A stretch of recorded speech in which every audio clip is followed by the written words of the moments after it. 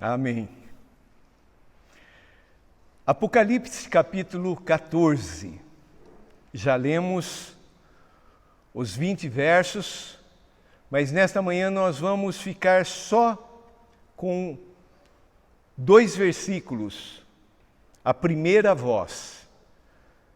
Nós vemos ali do versículo 1 ao versículo 5, Cristo, Jesus, junto da igreja no céu. Depois vem a primeira voz, nós vamos meditar nesses 2 versículos. No verso de número 8, nós vemos a segunda voz, que foi o anúncio da queda da Babilônia. O que significa isso? O sistema mundano ruiu, veio abaixo.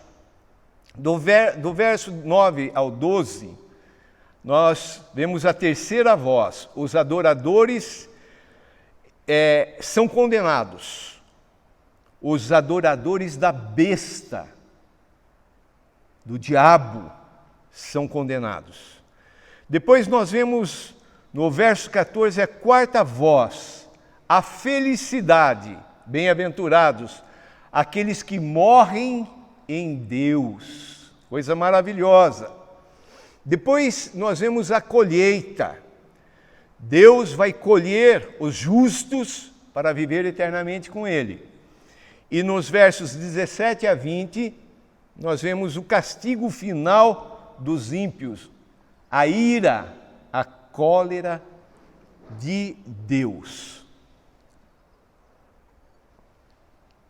Nós vemos aqui a humanidade dividida em 2 grupos, somente 2 grupos. Aqueles que adoram a Deus e aqueles que adoram a Satanás. Ah, mas eu não sou nem de um lado nem do outro. É sim. Ou adoramos a Deus, que fez todas as coisas, ou somos adoradores do outro lado da besta. Eu não sou. Quantos aqui são adoradores de Deus? Amém. Amém. Então nós vamos ver o que nós devemos fazer. Ali na primeira voz, há 3 coisas que nós temos que fazer. O versículo 7 diz assim, dizendo em grande voz, quem? Um anjo que estava voando no meio do céu. Ele vai falar assim, em grande voz, primeira coisa, temei a Deus. Temei a Deus. O que significa isso? Temer a Deus é ficar com medo de Deus. É ficar aterrorizado diante de Deus.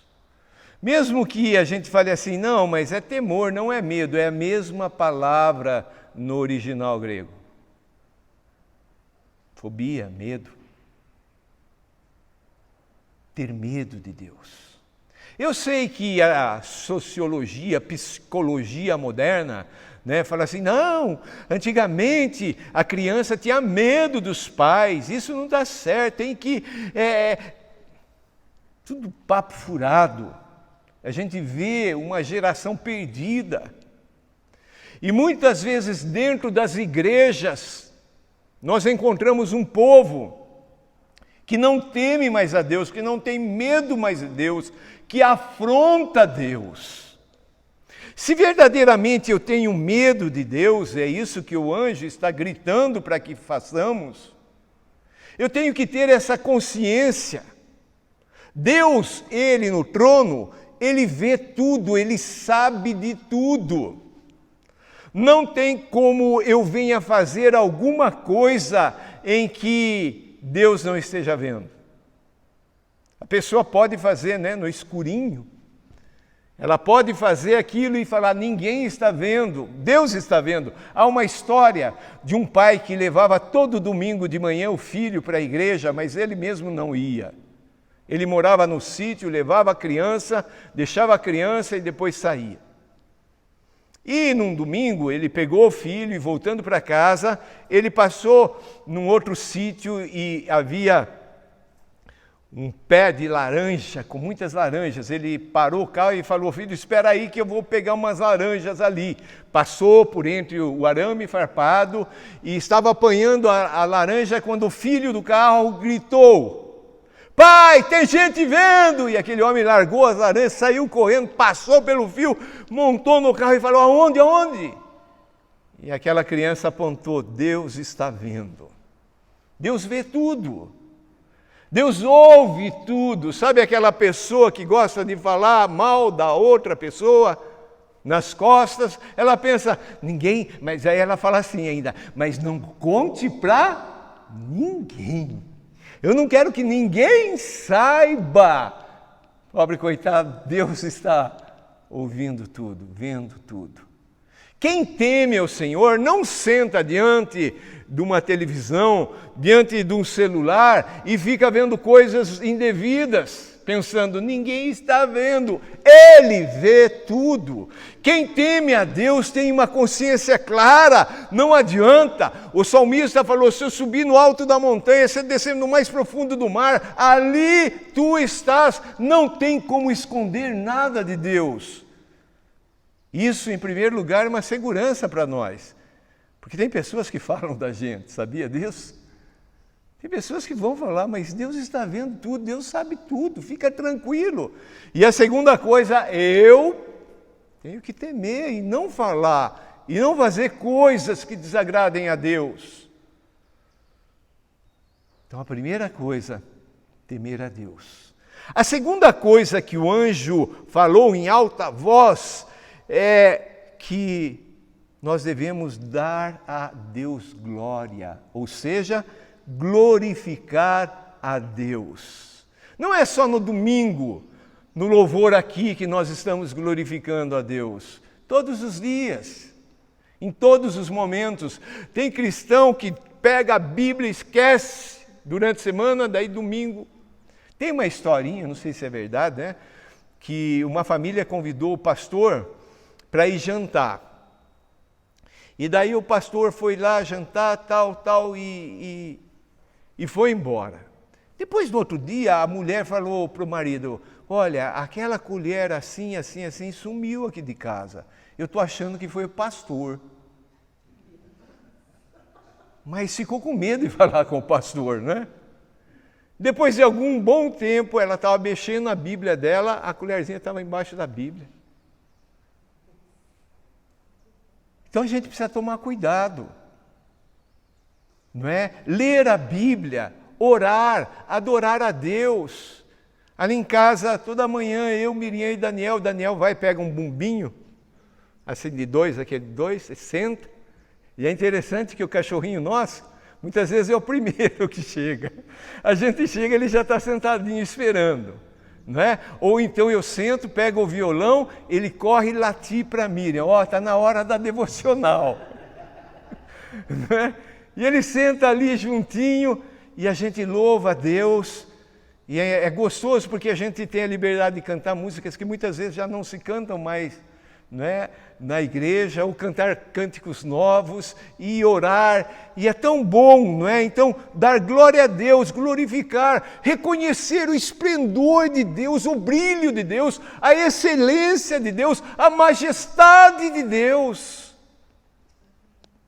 com respeito, com louvor, com honra. Poder falar para Deus o quanto a gente o ama, poder agradecer a Deus por tantas coisas que Ele nos faz. Dar glória a Deus. Então, primeira coisa, temer a Deus. Segunda coisa, glorificar a Deus. Mas tem uma terceira coisa. Pois é chegada a hora do seu juízo. Chegou o momento do juízo final de Deus. E adorai aquele que fez o céu e a terra e o mar e as fontes das águas. Então a terceira coisa, adorar a Deus. Temer a Deus, glorificar a Deus e adorar a Deus. O que é adorar a Deus?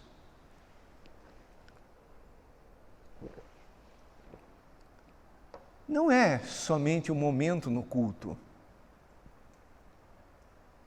é uma reverência profunda, é um respeito.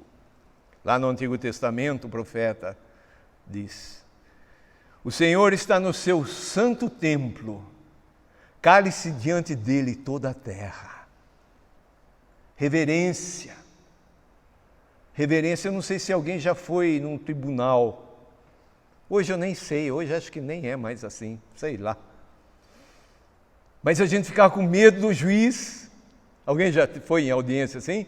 O juiz entrava, se colocava em pé, camisa por dentro da calça. Calção pode ir de bermuda? De jeito nenhum. Hoje a coisa está tudo virada. Os filhos não têm mais reverência para com os pais, para com os idosos, não têm mais respeito. Não é verdade? Mas nós precisamos cultivar isso para com o nosso Deus.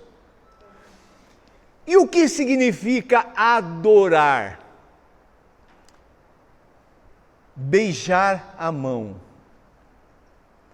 Eu não sei, né? Talvez os mais velhos aqui, o costume da criança chegava e beijava a mão do pai, do tio, da tia, do avô, da avó, pedindo a bênção, né? Mas se esse costume dá um beijo na mão, isso daí significa você estar reconhecendo que aquela pessoa é superior a você. E você está reverenciando a ela, beijando a mão desta pessoa. Também significa cair de joelhos, se prostrar. Você sabia que a adoração, a música ajuda, mas não tem, não é sinônimo. Muitas pessoas pensam que adoração é aquele momento que se canta com as mãos levantadas, música lenta. Não. Adoração é aquele sinal de respeito para com Deus. Reverência é se prostrar, beijar as mãos do Senhor. Aquela mulher, nós lemos esses dias, ela se prostrou ali aos pés de Jesus, beijava os pés de Jesus. Isso é adoração, é tocar o chão com a nossa testa. É o maior ato de humildade e de humilhação. Eu lembro, quando eu cito isso, eu lembro daquela guerra há anos atrás no Golfo, quando aqueles guerrilheiros daquela região foram frente a frente, tete a tete, confrontados com o exército das Nações Unidas. Aqueles guerrilheiros já não tinham armas, já não tinham o que comer, dias sem beber nada. Eles correram nos pés do inimigo e se lançaram no chão e seguraram a bota ali. É um rendimento, é uma rendição. É um momento que a gente fala para Deus: Deus, eu não sou nada, eu não tenho nada, eu não tenho o que te oferecer. Tu és Deus, reconhecendo a majestade desse Deus. Isso é adoração. Vamos guardar essas três coisas: temer a Deus, glorificar a Deus e adorar a Deus.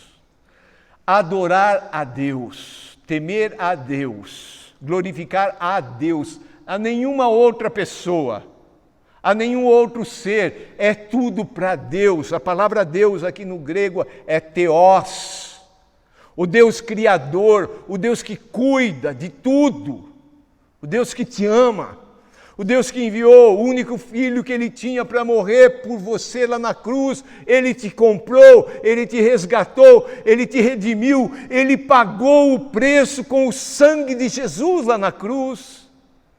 Nós não pertencemos mais a nós mesmos, nós somos dele. E para a conclusão, nós vamos ali na segunda parte, vamos ler o versículo 6 novamente. Vi outro anjo voando pelo meio do céu, tendo um evangelho eterno. Evangelho, essa palavra significa boa notícia. Aqui está falando da eternidade. E o que ele está fazendo com esse evangelho? Para pregar. Aqui o anjo é o pregador. Por quê? Porque nós, igreja, já estamos com Jesus nessa época. Mas até então, quem está aqui na terra pregando o Evangelho, a boa notícia do reino de Deus, somos nós. Somos nós que temos que anunciar a Jesus. Somos nós que temos que impor as mãos sobre os enfermos para eles serem curados. Somos nós que temos que, no nome de Jesus, expulsar os demônios. Somos nós que temos que pregar o Evangelho do reino. E este anjo aqui, ele estava ali para pregar a quem? Aos que se assentam sobre a terra, a todo ser humano. E quem mais? Olha aqui, missões. A cada nação e tribo e língua e povo. Ou seja, a todos. A história não mudou. Só que aqui é o anjo. Mas na nossa realidade hoje, e para chegarmos, para subir lá para o céu, nós temos que obedecer hoje ao mandamento do Senhor Jesus e de pregar o Evangelho a toda criatura. Nós estamos vendo o fim do mundo chegar, mas ainda existem duas coisas para que isto aconteça. Primeiro, o homem da iniquidade, o anticristo precisa ser levantado. E segundo, Mateus, capítulo 24, verso 14, e este evangelho do reino será pregado a toda a nação, então virá o fim. Não mudou. A igreja tem que entender que é esse o nosso trabalho. O Senhor nos deu o evangelho, não para ficar só conosco, mas para levarmos esta palavra. Aí vem, lá no final desse capítulo, a colheita, e vão ser colhidos somente os justos para estarem com Jesus. Os ímpios sofrerão da cólera, da ira de Deus. Relembrando, a primeira voz do anjo voando lá no meio do céu, com o evangelho nas mãos para pregar sobre toda a terra, todos que se assentam, que estão aqui na terra, cada nação, tribo, língua e povo, dizendo o quê? Aqui é uma dica muito clara para nós quando evangelizarmos, irmãos. Nós temos que não somente apresentar muitas vezes um evangelho água com açúcar. Levante a sua mão que os seus problemas estão resolvidos, não é só isso. É levar a pessoa a temer a Deus, a glorificar a Deus e a adorar a Deus. Deus, Ele não está procurando aqui na terra pastores, evangelistas, isso Ele faz. Ele está procurando aqui adoradores que o adorem em espírito e em verdade. E uma pessoa que não adora a Deus em espírito e verdade na segunda, na terça, na quarta, na quinta, na sexta, no sábado, no domingo ela não vai fazer isso, por mais que ela queira. É muito sério isso.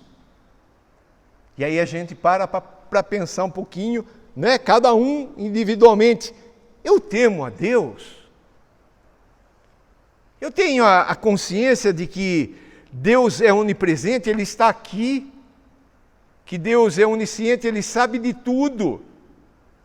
Eu tenho essa consciência, então se eu pego alguma coisa que é ilícito a Deus, será que eu tenho a capacidade de falar, não, Deus está aqui?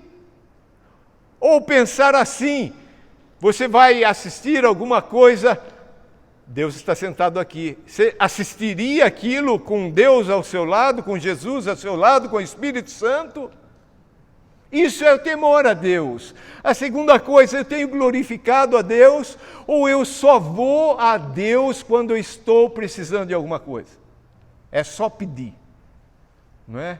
É só chegar para Deus, Deus, está faltando arroz, Deus, está faltando isso, Deus, eu preciso disso, Deus, eu estou doente aqui, Deus, eu não estou falando que é errado isso. Mas eu estou falando que é errado só fazer isto. Glorificar a Deus.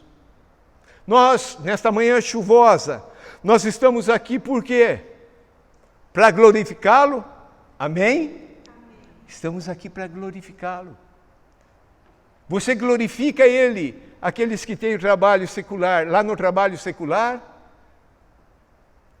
Você louva a Deus? Você fala com Ele? Você dá prioridade a Ele? Você adora a Deus?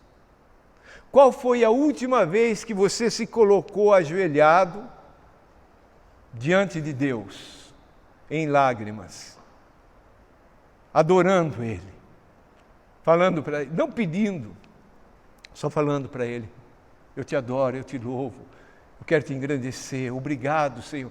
Se nós pararmos e ouvirmos as rádios evangélicas por aí, a maior parte das músicas está centrada no eu.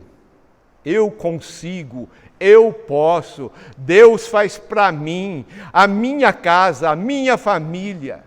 Isso não é louvor, isso não é adoração. Adoração é reconhecer quem Ele é. E é tão bom quando a gente entra nesse estágio de adoração. A gente esquece de pedir, a gente esquece dos problemas, a gente esquece de tudo, porque a presença dEle mexe com o mais íntimo do nosso coração. E aí as lágrimas vêm, mas não são lágrimas de tristeza, são lágrimas de paz, de alegria, ao saber que o Deus Todo-Poderoso está cuidando de nós. E aí então, até que o anjo venha e comece a pregar o Evangelho a toda a tribo, povo, nação, raça, etc., etc., a responsabilidade é minha, é sua. De falar para todas as pessoas. Denise deu testemunho da irmã, no meio de uma cirurgia de câncer tão complicada, tal, aceita Cristo Jesus como Senhor e Salvador. É esse o nosso trabalho. Podemos fazer de muitas maneiras, mas temos que fazer. Jonatas deu testemunho lá no trabalho dele. Temos que anunciar o Evangelho do Reino. Quero convidar você a se colocar em pé, em nome de Jesus.